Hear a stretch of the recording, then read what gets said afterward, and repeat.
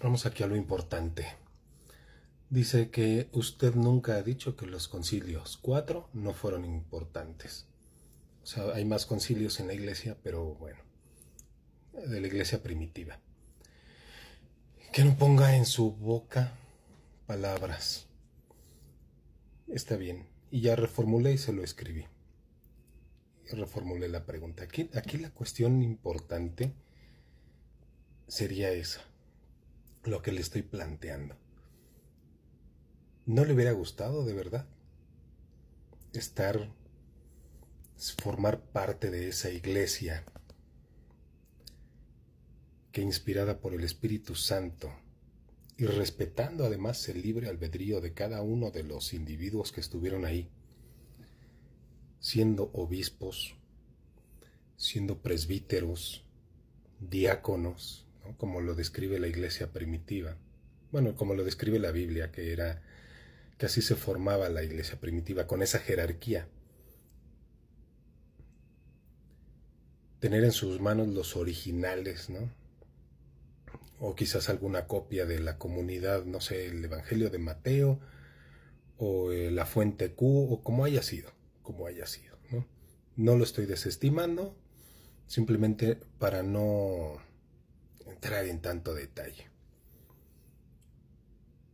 Tener uno de los originales en sus manos. Y decir, este libro, este pergamino o este papiro me llegó de Antioquía y tenemos las cartas de San Ignacio y tenemos las cartas de San Irineo de León y tenemos las cartas, y de entre todas estas vamos a definir el canon hasta este punto. ¿No le hubiera gustado estar en esa iglesia decidiendo por inspiración del Espíritu Santo, ¿no? Esto quiero que quede bien claro. Y respetando su libre albedrío, el Espíritu Santo y Dios, que son un Dios trinitario, para que en ese concilio entre todos se pusieran de acuerdo, inspirados, reconociendo esa inspiración del Espíritu Santo, ese actuar del Espíritu Santo, y desechando, porque el canon fue apresurado por Marción, ¿no? Marción hizo su canon y sin embargo lo dejaron fuera. Que muy parecido a Martín Lutero, y eso lo debe de saber, desecha el Antiguo Testamento, en especial los deuterocanónicos. Apocalipsis, como Lutero quería quitarlo. La carta de Santiago, como quería quitarlo y decía Martín Lutero que era paja, ¿no? Entonces más o menos el mismo espíritu de Marción y el mismo espíritu de Martín Lutero andaban por ahí, ¿no?, queriendo hacer su propio canon. Y si usted hubiera formado parte, con todo respeto, de la iglesia primitiva, de la que define el canon, de la que tuvo los escritos originales o copia de los originales en sus manos, leyéndolas, hubiera tenido los escritos que ahorita no se me viene a la mente, vengo de trabajar y es tarde, pero de los discípulos, de los apóstoles, ¿no?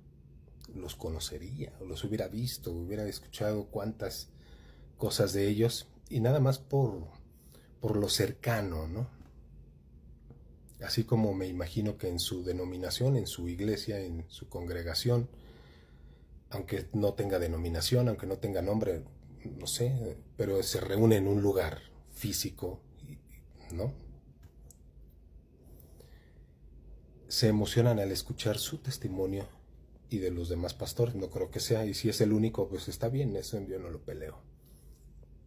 Pero así como se emociona la gente al escuchar su testimonio de cómo Dios lo llamó a servirle, así me imagino que usted estaría de entusiasmado al escuchar las historias de, ahí viene el abuelo, ¿no? Ahí viene un señor ya grande, un viejito, a contarnos de que conoció a San Ignacio de Antioquía, y según nos cuenta, ¿no?, según la tradición, que San Ignacio de Antioquía era el niño en el cual Jesús hizo referencia de quien no se convierta, quien no sea como uno de ellos, ¿no? Según la tradición, según cuentos. Y a lo mejor no. Eso que no quedó escrito, conocerlo de primera mano, de primera fuente, ¿no le hubiera encantado estar ahí? Estar en las persecuciones y no por ser perseguido. Ojalá que ningún cristiano fuera perseguido incluso en estos tiempos. Pero estar preparando a la gente para que resistiera.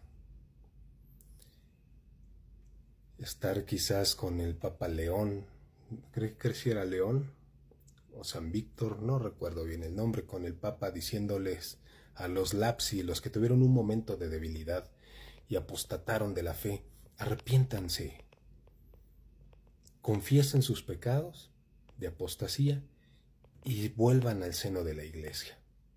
Mientras había otros diciendo, es que si son impuros ya no pueden regresar a la comunión de la iglesia.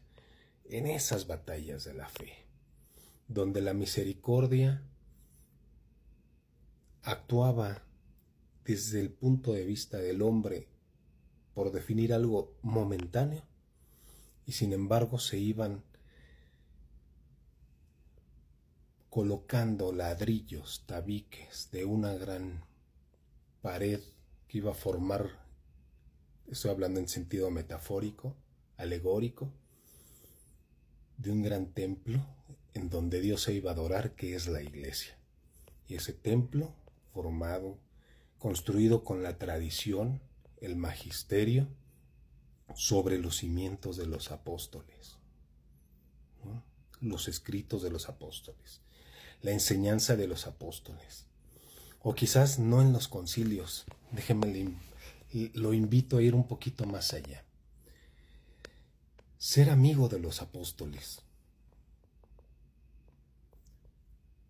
Quizás no tan cerca de Jesús, cuando Jesús asciende al cielo, y escuchar la predicación de los apóstoles antes de que hubiera Biblia, antes de que estuviera escrito el Nuevo Testamento. ¿No le hubiera gustado escuchar de viva voz a Pablo mientras estaba escribiendo quizás la carta donde dice que la fe viene de oír la palabra de Dios, y usted escucharla, y a lo mejor ser el mensajero que toma esa carta y la lleva a la comunidad? ¿No le hubiera gustado? Quizás, no sé. Digo, este es un juego de imaginación. Y que pasar quizás desapercibido 2000 años, que nadie sepa quién fue el mensajero que entregó esa carta. Sabemos quizás algunas cartas quién las escribe de Pablo. Y digo quizás porque no recuerdo ahorita el nombre, creo que es Romanos o es Hebreos quien le escribe, y dice mismo Pablo que le está escribiendo otra persona, pero él afirma. Ya no voy a entrar en minucias, en detalles, estoy hablando de imaginarnos estar ahí, y si nos ponemos pragmáticos de que sí dijo, no dijo, hizo, no hizo, bueno, entonces no nos imaginemos nada. Pero escuchar la predicación de los apóstoles de viva voz, encantados de haber visto los milagros, de haber visto al Cristo resucitado con las marcas en las manos, en el costado, y verlo ascender al cielo, y tener el poder de Jesús para perdonar pecados, como dice el Evangelio de San Juan. Vayan y prediquen el Evangelio. A quienes les perdonen los pecados les quedarán perdonados, y a quienes no les perdonen los pecados les quedarán sin perdonar. Escuchar la predicación de los apóstoles, saber que a ellos les dio ese poder de perdonar pecados. Nunca dijo, confiésense directamente, lean la Biblia que aquí les dejo cada quien. ¿No le hubiera gustado de verdad estar en ese tiempo tan vibrante, tan emocionante, en la primera generación, o segunda generación, o tercera generación, y ver cómo se va manteniendo por medio de la tradición la enseñanza de los apóstoles? Las palabras mismas de Cristo se mantienen desde ese tiempo y durar 2000 años con la misma doctrina. Buenas noches.